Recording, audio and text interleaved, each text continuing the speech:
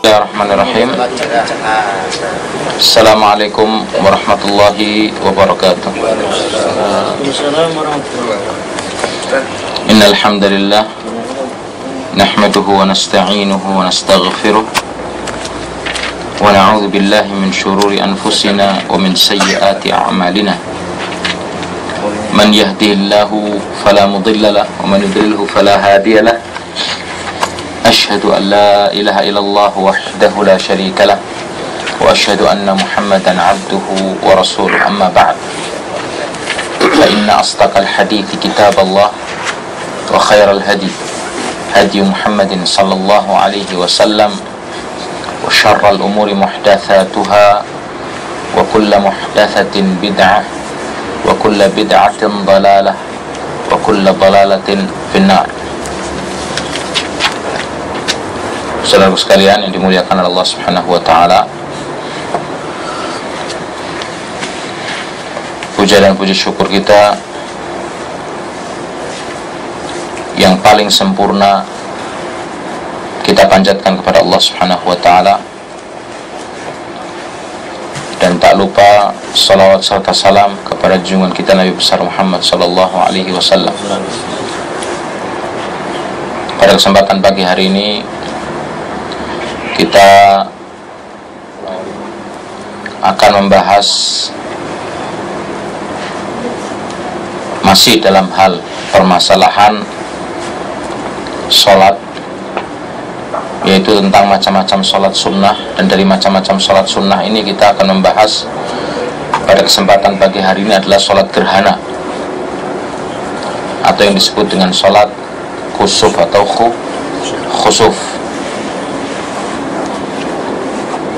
Inti pelaksanaannya satu, tidak ada perbedaan antara sholat gerhana matahari ataupun gerhana bulan, sama semua amalannya. Cuma biasanya secara umum gerhana bulan jelasnya dilaksanakannya pada waktu malam hari, dan gerhana matahari pada waktu siang hari. Nah, apabila terjadi gerhana bulan ataupun gerhana matahari, kita umat Islam dianjurkan untuk menyerukan dengan ucapan as-salatu jami'ah, as-salatu jami'ah, as-salatu jami'ah. Bukan dengan azan, tapi dengan ucapan as-salatu jami'ah, seperti dijelaskan dalam hadis yang dibawa oleh Abdullah ibn Umar radhiyallahu anhu, semoga Allah meridhoinya. Dia berkata, lamma kasafatis syamsu ala ahdi Rasulillah sallallahu alaihi wasallam nudiya innas salata jami'atun. Dijelaskan oleh Abdullah bin Umar dalam hadis ini, muttafaqun alaih, tatkala terjadi gerhana matahari pada masa Rasulullah sallallahu alaihi wasallam, maka kami diseru dengan ucapan untuk melaksanakan sholat, jelasnya dengan ucapan as-salat, innas salata jami'atun, ya kan, innas salata jami'atun. Undangan, panggilan untuk kita beribadah kepada Allah Subhanahu wa ta'ala secara khusus, yaitu melaksanakan sholat. Dan apabila masyarakat telah berkumpul di masjid, maka ditunaikanlah sholat sunnah gerhana, baik matahari maupun gerhana bulan, sebanyak 2 rakaat, dan dipimpin dengan 1 imam, sebagaimana diuraikan dalam hadis berikut ini tentang tata cara atau sifat pelaksanaan sholat gerhana. Hadis yang dibawa oleh Aisyah radhiyallahu anha, semoga Allah meridhoinya. Qalat, dia berkata, khasafatis syamsu fi hayatin Nabi sallallahu alaihi wasallam. Telah terjadi atau pernah terjadi gerhana matahari pada zaman Rasulullah Sallallahu Alaihi Wasallam. Ketika itu beliau masih hidup. Fakharaja ilal masjidi fasaffan nasu wara'ahu. Maka para manusia pun berbondong-bondong pergi dan keluar menuju ke masjid dan membuat shaf salat atau berbaris di belakang Rasulullah Sallallahu Alaihi Wasallam untuk melaksanakan sholat. Fakabbar, maka ketika itu Rasulullah SAW bertakbir, itu takbiratul ihram sebagai pembukaan sholat. Faqtara'a Rasulullah Sallallahu Alaihi Wasallam qira'atan tawilatan.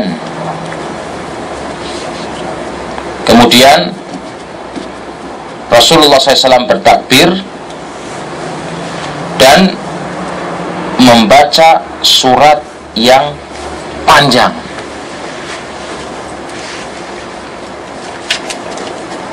Suratnya panjang dibacanya.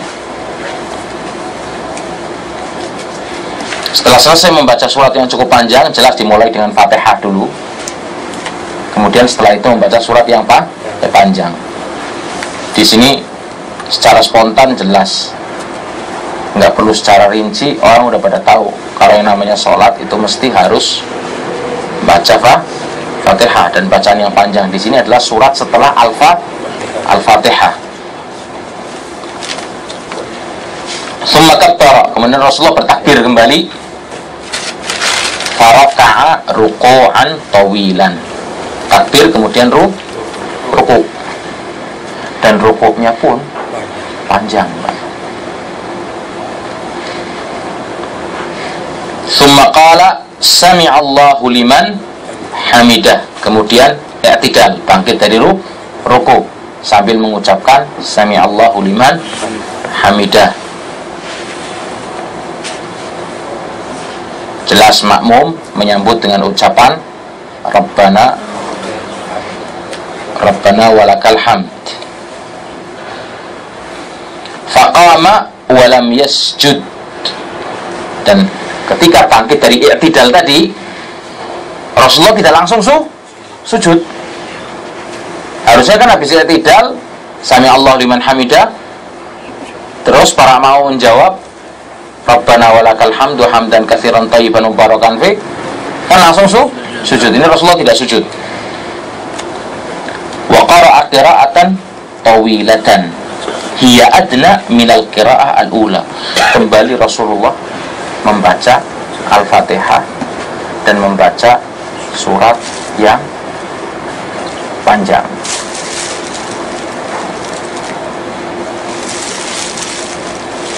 Tapi lebih pendek dari bacaan yang pertama sebelum ruku. Summa kabbara, selesai baca surat Rasulullah bertakbir kembali. Wa raka'a ruku'an tawilan, ruku kembali dengan ruku yang panjang. Wa huwa adna minar ruku' al-awwal, dan rukuknya yang kedua ini lebih pendek dari rukuknya yang pertama. Tsumma qala sami'allahu liman hamidah, kemudian kembali bangkit dari ruku atau i'tidal dengan mengucapkan, ya kan, sami'allahu liman hamidah. Kemudian membaca Rabbana walakal hamdu hamdan katsiran thayyiban mubarakan fi, dan seterusnya. Kemudian setelah itu sajadah, tsumma sajada, kemudian Rasulullah bersujud. Tsumma qala fi rak'atil akhirati mithla dzalik, kemudian beliau melakukan amalan yang sama pada rakaat kedua seperti rakaat yang pertama tadi. Fastakmala arba'a raka'at fi arba'i sajadat wanjallatis syamsu qabla an yansarif. Jadi akhirnya Rasulullah menyempurnakan 4 rakaat dan 4 sujud, ya kan, dan tidak selesai sholat kecuali matahari telah terang kembali.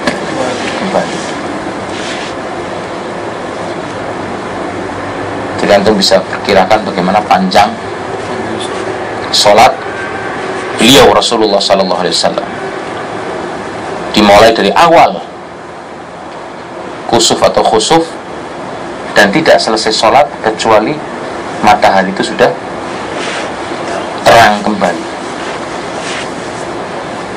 sudah mulai tampak kembali sinarnya. Jadi kalau bisa saya ulangi kembali dalam contoh gerakan adalah antum dalam sholat gerhana adalah pertama takbiratul ihram seperti biasa, ya kan, baca doa iftitah, ya kan, ta'awud, bismillah, fatihah, kemudian membaca surat yang panjang ketika itu Rasulullah. Selesai baca surat yang panjang, ya kan, Rasulullah ruku dan rukunya panjang. Kemudian bangkit dari ruku, Sami Allah liman hamidah, dan kembali Rasulullah Sallallahu Alaihi Wasallam membaca Al-Fatihah dan membaca surat dengan bacaan yang panjang juga.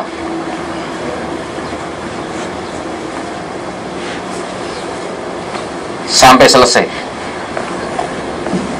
Dan bangkit dari i'tidal yang pertama ini tidak disambut dengan ucapan Rabbana walakal hamd, tapi yang kedua nanti Rabbana walakal hamd, tapi imam tetap baca Sami Allahu liman hamidah, karena kita akan mendengarkan bacaan Fatihah kembali dan bacaan surat panjang dibaca oleh Rasulullah suratnya.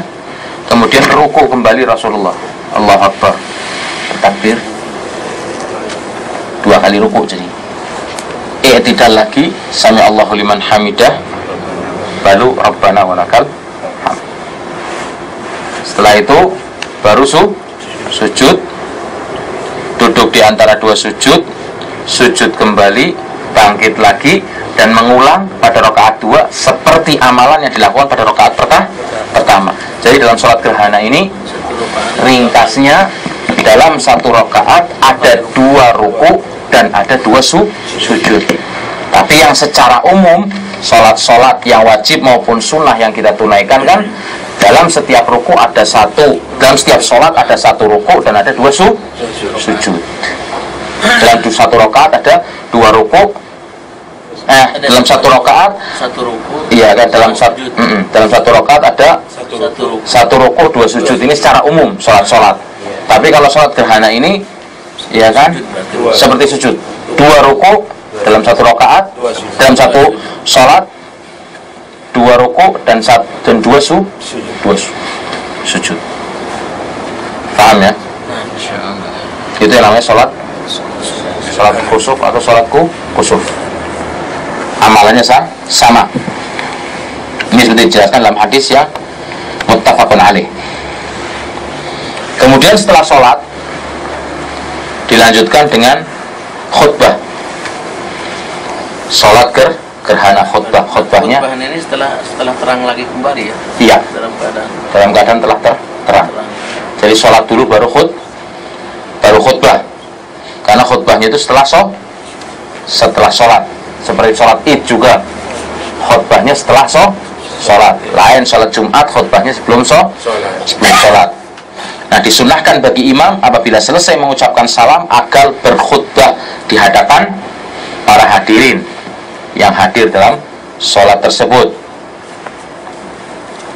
Dan khutbah itu berisi tentang peringatan, nasihat untuk mereka semua, untuk umat manusia,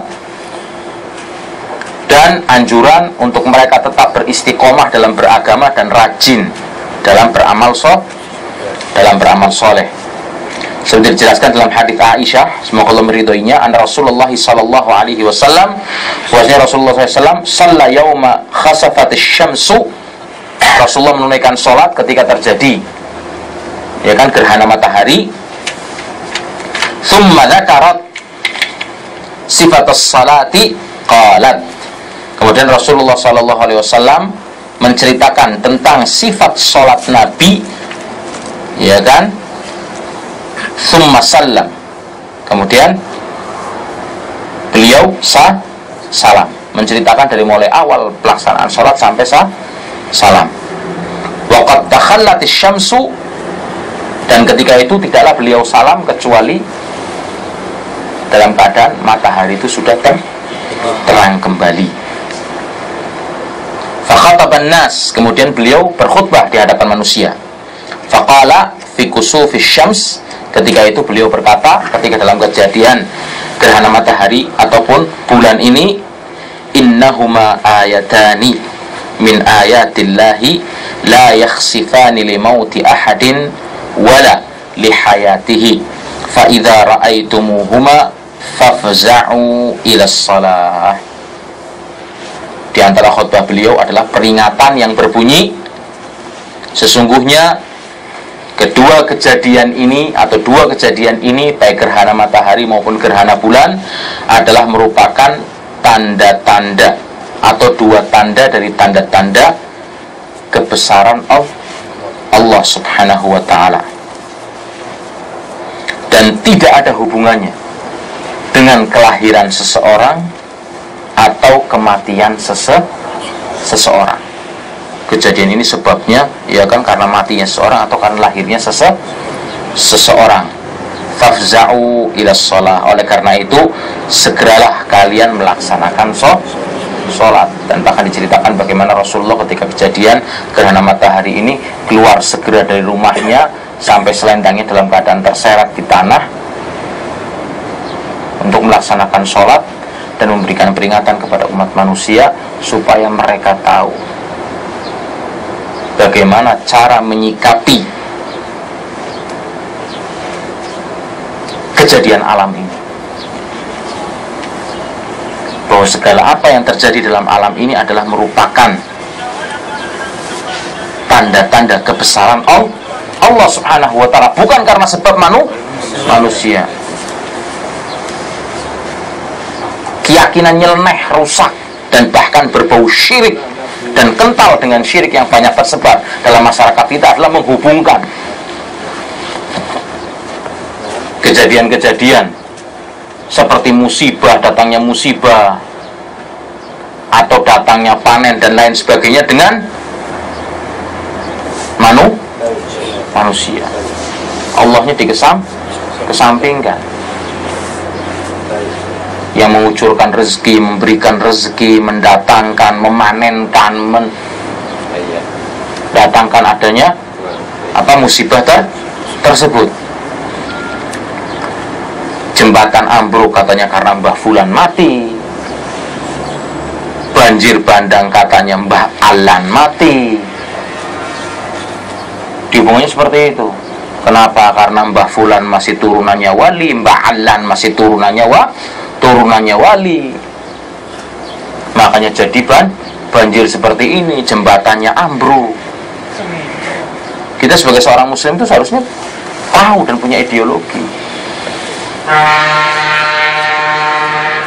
seperti dijelaskan oleh Rasulullah SAW ketika ini, bahwasanya kejadian ini bukan hubungannya dengan kelahiran seseorang atau kematian seseorang, tapi Allah ingin menampakkan kepada kita tanda-tanda kebesaran Allah Subhanahu wa ta'ala.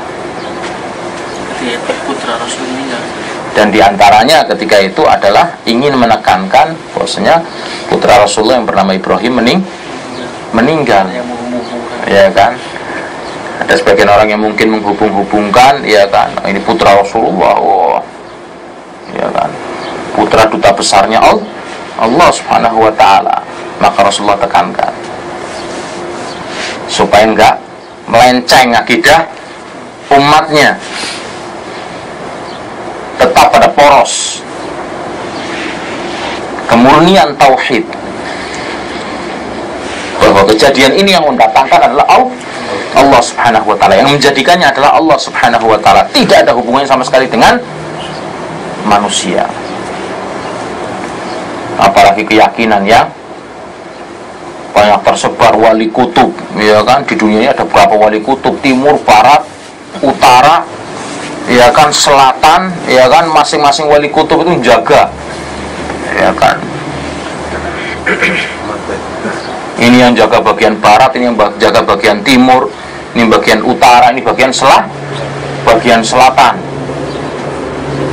Para wali sakti mandraguna, dia yang bisa menahan datangnya musibah, ya kan? Atau bisa memberikan kebaikan. Nah, kalau dia bisa nahan datangnya musibah dan mendatangkan kebaikan, ada apa semua, kenapa kok kekuatan tidak diberikan kepada umat Islam sekarang ini? Iya kan? Atau paling tidak itu wali-wali kutub suruh kumpul berangkat ke Israel, iya kan, disebul itu biar pada terbang orang Yahudi, aneh gitu. Atau berangkat ke sana, ke Amerika, ya kan, yang sering membolimi umat Islam. Nah, itu kekuatan kutubnya gunakan buat nyembur Pentagon, ada apa semua, aneh gitu. Kalau memang benar katanya jaga kutub-kutub kanan kiri depan belakang, Merapi tetap meletus. iya kan, Merapi tetap meletus, iya kan, katanya pemiliknya ngamuk atau penguasanya ngamuk, iya kan, disajeni tambah ngamuk tambah nyembur, oh, iya kan. Ngamuknya bukan gitu toh, juru kuncinya sekalian dimakan diamuk sekalian, habis mati sambil sujud. Iya, panas ya melungker, Mas. Nyungsep bukan? Iya kan, panas melungker. Ada orang panas, iya kan, istilahnya mengembang badannya kan, nggak mesti ngincup. Banjir bandang, lautnya ngamuk, ya kan, malah dijeburin kepala kerbau, tambah ngamuk. Oh, ini keyakinan-keyakinan yang berbau syirik dan kekufuran yang banyak tersebar di masyarakat kita.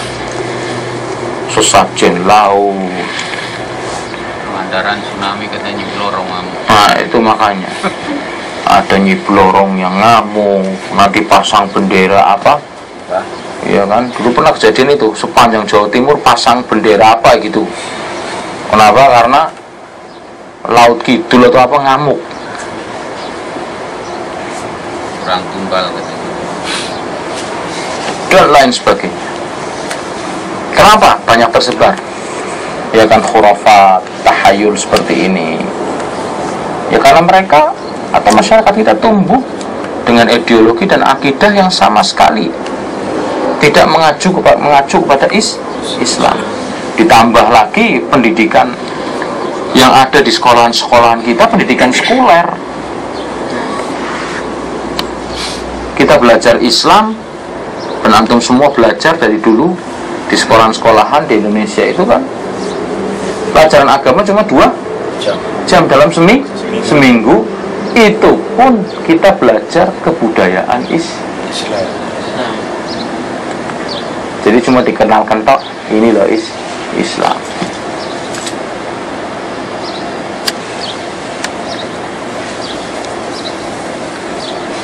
Tidak sama sekali belajar tauhid, akidah Islam yang mumpuni, yang menjadikan orang itu tahu bagaimana seseorang muslim itu harus menjadi hamba Allah, pengikut Nabi, dan orang yang berpegang teguh dengan Islamnya.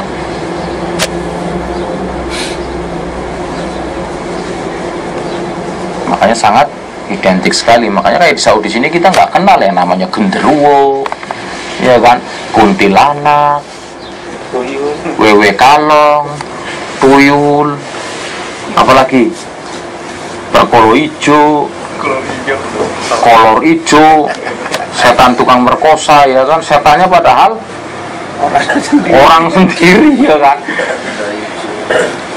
Nggak kenal kita. Kayak di Saudi sini. Coba tuh takut-takutin anak kecil Saudi di sini. Ini kelebihan yang harus kita akui loh ya.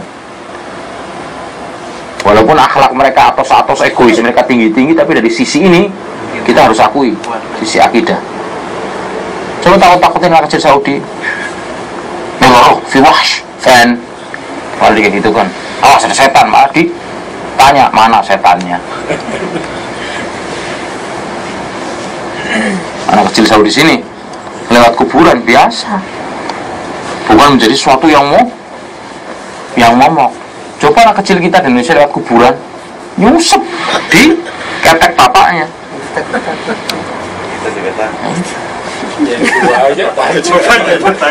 Nah itu orang bapaknya aja merkinding kan, karena memang tumbuh seperti itu.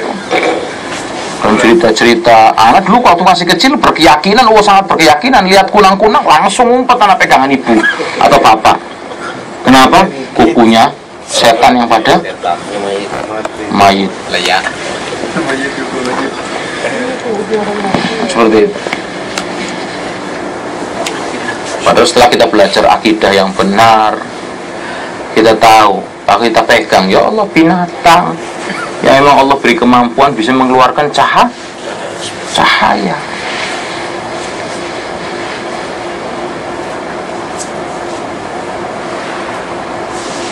Nah kita tahu yang pertama kali keluar di Indonesia atau agama yang banyak tersebar di Indonesia pertama kali adalah Hindu, Buddha. Akidah Hindu. Yang secara umum akidah Hindu itu dekat sekali dengan ritual-ritual seperti ini. Ritual-ritual sesajen, baik sebelum kelahiran, ketika lahir, setelah kematian. Nah ini yang adat-adat yang masih melekat, iya kan, pada masyarakat kita.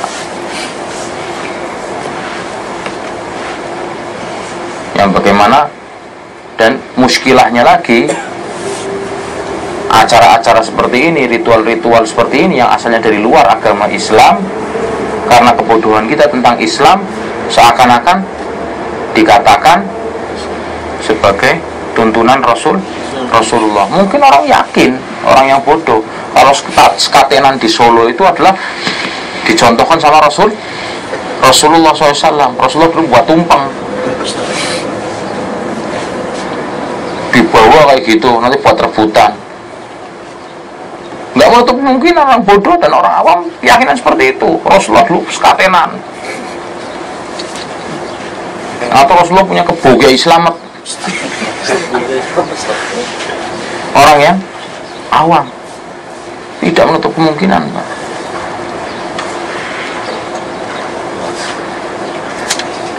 Ditawarin yang sunnah, yang dicontohkan dan diajarkan oleh Rasulullah SAW, yang ada tuntunannya, mau dibuang jauh-jauh. Yang nggak ada tuntunannya Rasulullah, ya kan, nggak pernah contohkan Rasulullah, wah baunya syirik lagi, dan bahkan perbuatan syirik dipegang sampai siap mati untuk membela, ya kan, kebiasaan dan perilaku perbuatan syirik ini.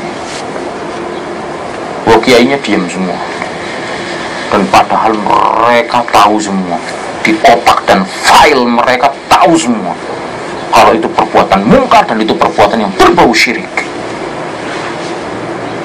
Yakin, hakul yakin, mereka tahu, dan itu tidak ada contohnya dari Rasulullah SAW.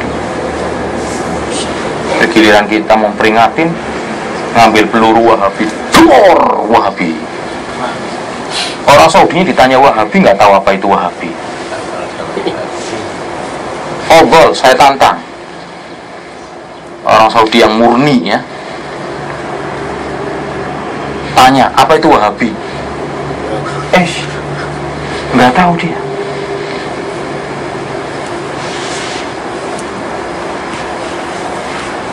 Nggak ngerti. Ini menunjukkan ini sebuah propaganda yang memang dikeluarkan oleh musuh Islam. Dan kita tahu istilah ini keluarnya bukan dari orang Islam, tapi dari kolonial Inggris untuk membendung kekuatan Islam. Seperti sekarang istilah-istilah yang lain keluar, fundamentalis, teroris, dan lain sebagainya.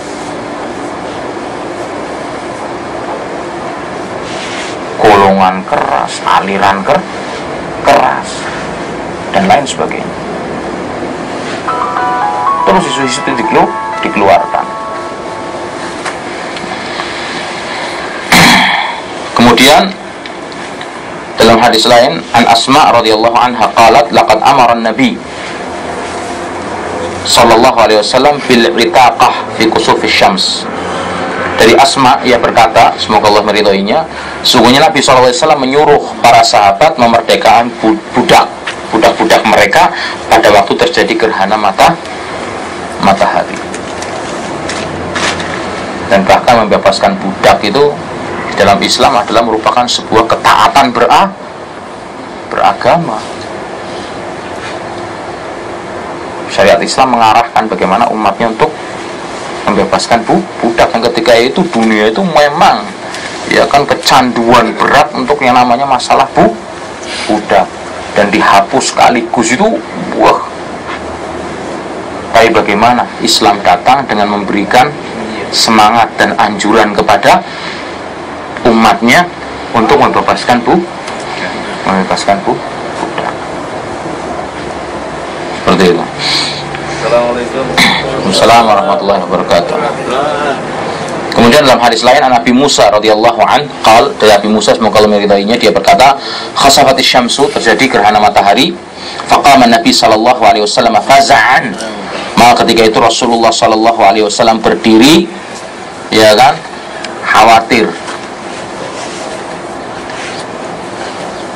terjadi kiamat, yakhsha an takuna sa'ah, mungkin ini adalah merupakan akhir dari kehidupan dunia. Fa'atal masjidah, kemudian Rasulullah mendatangi masjid, fasalla bi atwali qiyamin wa ruku'in wa sujud, beliau menunaikan sholat dengan berdiri yang panjang, rukuk yang panjang, dan sujud yang panjang. Ra'aituhu bi atwali qiyamin wa ruku'in wa sujudin ra'aituhu qad yaf'uluhu, yang panjangnya itu tidak pernah dilihat sebelumnya, atau tidak pernah aku lihat sebelumnya sholat panjangnya sholat yang seperti ini. Wa qala, kemudian Rasulullah bersabda, hadhil ayat allati yursilullahu, ini adalah merupakan tanda-tanda kebesaran yang Allah tampakkan kepada kita. La takunu limauti ahadin, bukan karena sebab kematian seseorang, wala li hayatihi, atau kelahiran atau kehidupan seseorang, walakin yukhawwifullahu bihi ibadahu, tapi Allah dengan ini menakut-nakuti hambanya. Kalau mau petang terus, Pak. Kalau mau terang, siang terus, kehendak dan kekuasaan Allah. Tidak ada yang tidak mungkin bagi Allah Subhanahu wa taala. Fa idza ra'aitum syai'an min dzalik fafza'u ila dzikrihi wa du'aihi wa istighfarihi. Kalau ada, Rasulullah menganjurkan kepada umatnya, di antara umatnya ada yang mendapati kejadian seperti ini, maka bersegeralah untuk mengingat Allah, berzikir kepada Allah, berdoa kepada Allah, dan minta ampun. Mungkin bisa jadi ini kejadian terakhir, dan kehidupan kita yang terakhir. Kita tidak tahu. Makanya ini sebagai percontohan. Kalau kita mendapati kejadian-kejadian alam yang seperti ini, atau yang lainnya dari selain gerhana matahari, gerhana bulan, kita jadilah orang-orang yang kembali kepada Allah Subhanahu wa ta'ala, minta ampun, berdoa, minta perlindungan kepada Allah Subhanahu wa taala, ya kan? Nah, kemudian pembahasan berikutnya adalah tentang permasalahan perbedaan pendapat para ulama yang menyatakan, ada yang mengatakan sholat ini bersifat wajib, ya kan, seperti disebutkan secara lahiriah sabda Nabi ini, maka segeralah kamu ini bernilai wajib, sehingga hukum sholat gerhana adalah fardu kifayah, sebagaimana yang dikatakan oleh Abu Awanah dalam kitab Sahih Abu Awanah, ya kan, juz kedua halaman 398, bab keterangan tentang wajibnya sholat gerhana. Kemudian dia menampilkan atau menjelaskan sebagaimana hadis-hadis sahih yang memerintahkan untuk pelaksanaan sholat gerhana ini. Dan ini jelas sesuai dengan pernyataan Ibnu Khuzaimah dalam kitab sahihnya juz 2 halaman 38, di mana dia menulis bab perintah mengerjakan sholat gerhana dan matahari dan bulan. Dia juga menjelaskan dan menampilkan sebagian hadis-hadis yang sahih yang memerintahkannya. Dalam Fathul Bari juz kedua halaman 527, Al-Hafidh Ibnu Hajar Al-Asqalani menegaskan jumhur ulama berpendapat bahwa sholat gerhana baik bulan maupun matahari ini hukumnya sunnah mu'akkadah. Namun Abu Awanah dalam kitab sahihnya berpendapat tentang wajibnya sholat gerhana matahari ataupun bulan. Dan aku dari Malik yang menyamakan dengan sholat dan aku tidak mendapatkan ulama selain dia yang berpendapat wajib selain Abu Awanah, kecuali riwayat dari Malik yang menyamakan dengan sholat Jumat, dan Zain bin Al-Munayyir yang meriwayatkan dari Abu Hanifah bahwa ia mewajibkannya. Begitu pula telah diriwayatkan dari sebagian penulis golongan Hanafiyah bahwa sholat gerhana wajib hukumnya. Ini dijelaskan dalam buku Tamamul Minnah halaman 261 dengan adanya sedikit perubahan kata atau bahasa penyampaian dan penjelasannya. Ini tentang masalah sholat gerhana. Jadi secara umum hukumnya adalah sunnah mu'akkadah. Itu yang dipegangi oleh para jumhur ulama. Wallahu a'lam. Subhanakallahumma wa bihamdika asyhadu an la ilaha illa anta astaghfiruka wa atubu ilaik. Wassalamualaikum warahmatullahi wabarakatuh.